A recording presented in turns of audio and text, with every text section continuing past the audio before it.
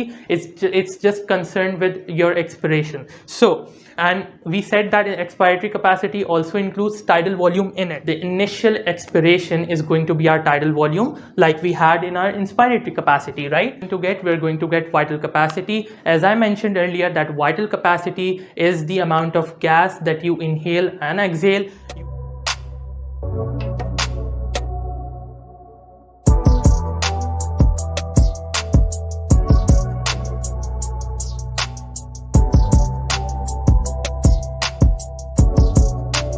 Hello everyone, my name is Shujauddin and welcome to a brand new series of semi-medical. So in today's session, we're going to be talking about lung volumes and capacities, and our discussion is going to be solely based on a normal healthy individual with no underlying pathology in their respiratory system.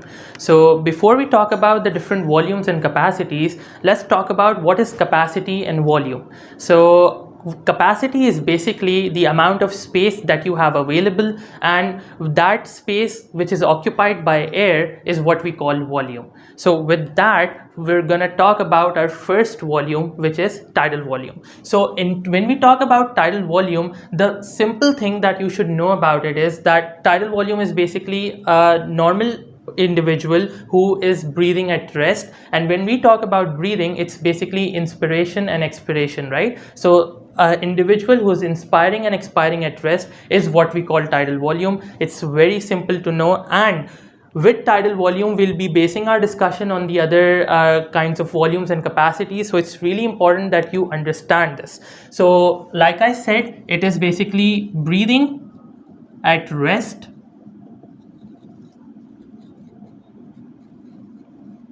and the approximate volume when we talk about tidal volume is around 500 ml or 0.5 liters. So 500 ml or 0.5 liters. So keeping tidal volume in mind, let's talk about the different phases that we have in breathing. We have two phases. We have inspiration and we have expiration, right? So let's talk about inspiration first. Now, if I were to command an individual that expire and then inspire to your fullest capacity. Now, when I order him to inspire to his fullest capacity till he can't any longer, that is going to be divided into two different phases. I ordered him to inspire to his fullest capacity, right? So we're going to divide that into two phases. When that individual is going to inspire initially, that is going to be our tidal volume. Okay? So when we talk about it, it's tidal volume. That is when the person inspired initially. Now the additional volume that he's inspiring till he can't any longer, that is what we call our inspiratory reserve volume, which is IRV for short, inspiratory reserve volume. So as we discussed above, our tidal volume accounted for 0.5 liters, right? So we're gonna write it here. Now inspiratory reserve volume is approximately 3 liters when we measure it. So it's gonna be 3 liters here. Now tidal volume plus the inspiratory reserve volume is what we call inspiratory capacity, that is written here. Inspiratory capacity is the sum of these two. When we say that what is the inspiratory capacity, it's simple. It's tidal volume plus inspiratory reserve volume. And as we discussed here, that tidal volume accounts for 0.5 liters and inspiratory reserve volume accounts for 3 liters. When we add these two, we get a value of 3.5 liters. That means that inspiratory capacity is going to equal approximately to 3.5 liters. Now, keeping inspiratory capacity in mind and moving on to expiratory capacity, the only difference that these two have is that this was during inspiration and this is going to be expiration. The only difference that I'll be having in my command is I'm going to tell the individual to expire to his fullest capacity. Now when that individual is going to expire, the initial expiration is going to be our tidal volume like we had in our inspiratory capacity, right? So I'm gonna write tidal volume here. After that, the person is going to expire till he can't any longer. Now that additional volume that he expires is your expiratory reserve volume, which is short for ERV. Now, discussing from tidal volume, we had 0.5 liters, right? So I'm gonna write it here, 0.5 liters. And our expiratory reserve volume is approximately 1.5 liters. So, and given that expiratory capacity, like inspiratory capacity, was the sum of the two volumes, so over here when I'm going to sum both of these volumes, I'm going to get a approximate value of 2 liters. So our expiratory capacity is approximately 2 liters, and it is a sum of our tidal volume and expiratory reserve volume. You can see the approximate values written on the board. Now, we based our discussion of inspiratory capacity and expiratory capacity on tidal volume. With that, we're going to discuss the second volume, which is residual volume. Now, residual volume is very important because basing our discussion on residual volume, I'll further explain what total lung capacity and vital capacity is. So, residual volume is really important to understand. Why? Because it has a physiologic importance, and residual volume, in a few videos we will be discussing what residual volume means when it comes to different diseases, that is your obstructive and restrictive diseases, right? So when we talk about residual volume, the name itself suggests that it is the amount of air that stays back inside your lungs. Residual volume is the amount of air that is going to stay back inside your lungs. That is, it is the amount of air that stays trapped inside your lungs. Now, it has physiologic importance.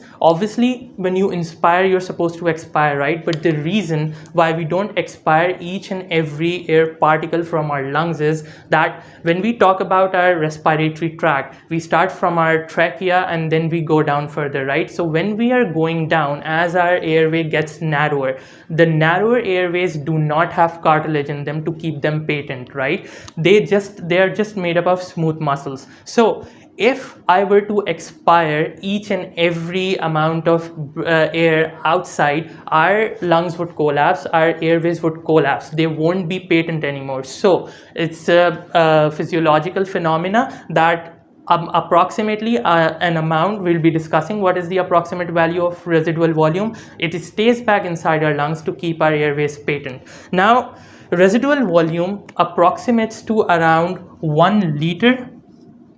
It has a value of 1 liter, and residual volume can increase when it comes to different pathologies, like it increases in obstructive diseases, it decreases in restrictive diseases, which we'll be discussing in the next video, inshallah. So, basing our discussion on residual volume, we will discuss total lung capacity and vital capacity. So, when we come to total lung capacity, the name suggests that we sum up all the volumes that we discussed here. Total lung capacity is the sum of all the volumes that we have. Now, what volumes do we have? We have tidal volume, okay? Tidal volume is the first volume that we discussed. So we're gonna write it there. The second volume that we discussed was your inspiratory reserve volume. The third volume that we discussed was your expiratory reserve volume. And the fourth volume that we discussed was residual volume. So total lung capacity is very similar. It's very easy. You just add up all your volumes and you will get to know what is your total lung capacity, what is the total lung capacity of a normal individual. So how can I define total lung capacity? It is the sum of all volumes, and I'm going to write down all the volumes here and we'll see what is the approximate value. So the first volume that we have is tidal volume. The second volume that we have is your inspiratory reserve volume. The third volume is your expiratory reserve volume, and the fourth volume is your residual volume. Now, we have discussed the approximate values of all these volumes, so let's add them and see what is your total lung capacity. So tidal volume, like I said, it's around 0.5 liters. Your inspiratory reserve volume was approximately 3 liters. Your expiratory reserve volume was approximately 1.5 liters, and your residual volume was 1 liter approximately. Now, if I were to add these, 0.5 plus 3 liters, 3.5 liters, 3.5 plus 1.5 is 5 liters, and 5 plus 1 is 6 liters. So it gives us a sum of 6 liters. That means a normal healthy individual will have an approximate value of 6 liters, denoting a total lung capacity in a healthy lung. Now, we discussed that, like I mentioned before, residual volume के ही through हमें पता चलेगा कि total lung capacity और vital capacity में क्या difference है, right? So in total lung capacity I said is the sum of all volumes. Now let's discuss what vital capacity is. Vital capacity is basically the ability of a human being to inspire to their fullest potential and then expire to their fullest potential. Whatever you inspire and whatever you expire will come under vital capacity. So let's see what are we inspiring and expiring, and let's see what comes under the heading of vital capacity, right? So tidal volume is what we inspire and expire, right? So we will be adding tidal volume to vital capacity. So let me write it down here, tidal volume. Then coming on to inspiratory reserve volume, we are inspiring that, right? It is your inspiratory reserve volume, so we will be counting that as well. Expiratory reserve volume comes under expiration, and whatever you inspire and expire comes under vital capacity. So eventually we'll also add expiratory reserve volume. Now, residual volume, you neither inspire, you neither expire that. So we will not take into account what residual volume is under vital capacity, right? We cannot take it into account. So the volumes that we took into account for vital capacity was tidal volume, inspiratory reserve volume, and expiratory reserve volume. So let's see what is the approximate sum of vital capacity. So tidal volume was approximately 0.5 liters. Inspiratory reserve volume was approximately 3 liters, and expiratory reserve volume was approximately 1.5 liters. Now when we add this, we will get a total of 5 liters. Now, as you can see, the difference between total lung capacity and vital capacity is that we just didn't take into account residual volume, which is why residual volume is 1 liters, which is why you will find a difference of 1 liter in total lung capacity and vital capacity. So what we had discussed earlier regarding the volumes and the capacities, so let's look at this graph and reinforce our concepts that we discussed. What volumes are represented, how, and what are the capacities on these graphs. So now, as we see that this graph starts with a low amplitude, and these two bumps are representing our low amplitude. So this low amplitude, like I mentioned in the volumes, the first volume that we had was tidal volume, and tidal volume said that it is the amount of air that you inhale and exhale at rest, right? So this is a low amplitude which represents the person breathing at rest. So this amplitude is going to be represented as tidal volume, and this box is equal to the amplitude of this small bump, which is why I'm going to write tidal volume here. This small bump is going to represent our tidal volume on this graph. We have a graph which has volume on its y-axis, and we discussed that tidal volume is represented by this small bump. Tidal volume is the amount of air that you inspire and expire at rest. Now, after tidal volume, we had discussed what is inspiratory capacity. Inspiratory capacity was the sum of tidal volume and inspiratory reserve volume. So now, after these two small bumps, we see that we have a high amplitude bump over here on the graph. Now, I said that inspiratory capacity constitutes tidal volume and inspiratory reserve volume. So on this graph, let's see how inspiratory capacity looks like. Now, this amplitude, this little amplitude here, is going to represent our tidal volume, right? And we said that inspiratory capacity is a sum of inspiratory reserve volume and tidal volume. So this additional bump here is going to represent our inspiratory reserve volume, and inspiratory reserve volume plus tidal volume makes inspiratory capacity. So this whole bump starting from the baseline here up to the top is your inspiratory capacity. Now, keeping inspiratory capacity in mind, we then discussed what is expiratory capacity. It's literally the reverse of inspiratory capacity. It's just concerned with your expiration. So, and we said that expiratory capacity also includes tidal volume in it. So here we have your tidal volume. This is our tidal volume, right? We have written it here that this area is representing our tidal volume. Now, the additional amplitude that's going beneath this line, this additional amplitude is going to represent your expiratory reserve volume. So I'm going to write this here, expiratory reserve volume. Inspiratory reserve volume and tidal volume, they both make up your expiratory capacity. So this whole is going to be represented as your expiratory capacity.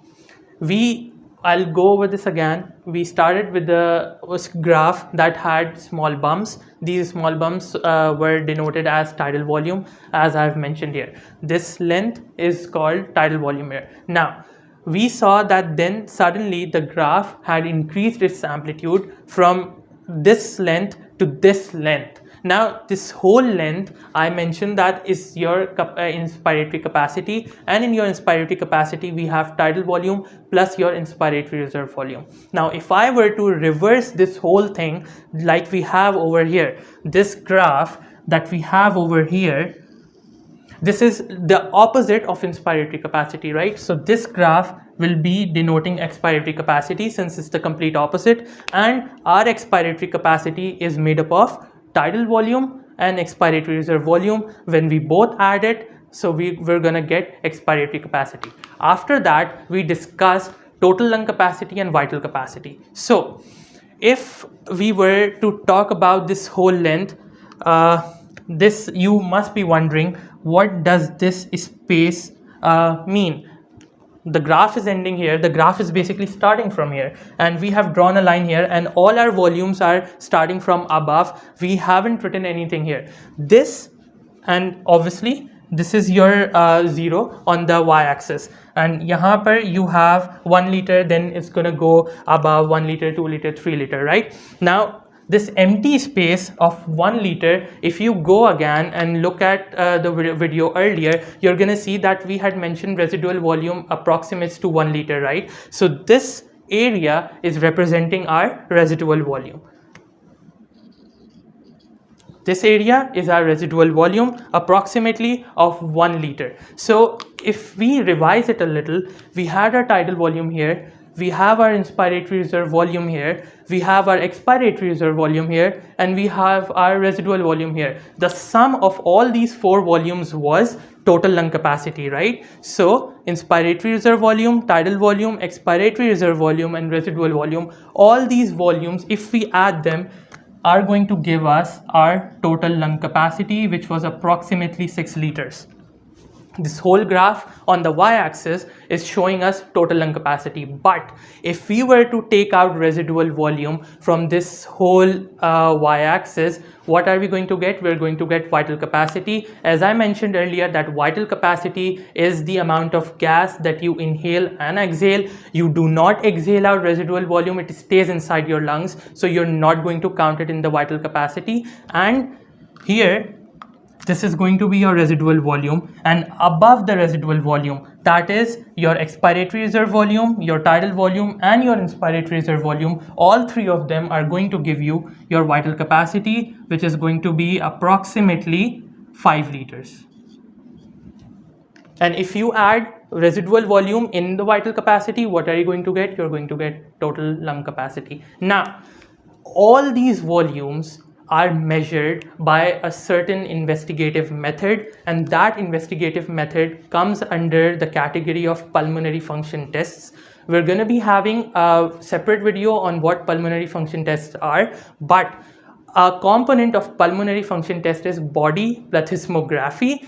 Through body plethysmography, you can easily measure all these parameters, that is your tidal volume, you can measure your expiratory reserve volume, your inspiratory reserve volume, your vital capacity, and total lung capacity. Vital capacity can also be measured via spirometry, but apart from vital capacity, all these parameters can be easily measured through body plethysmography, which comes under the investigative method of pulmonary function tests. With this, we come to the end of our session on lung volumes and capacities. If there is any confusion, feel free to write it in the comment section or reach out to us on our Facebook page, and we'll answer your queries. Thank you so much.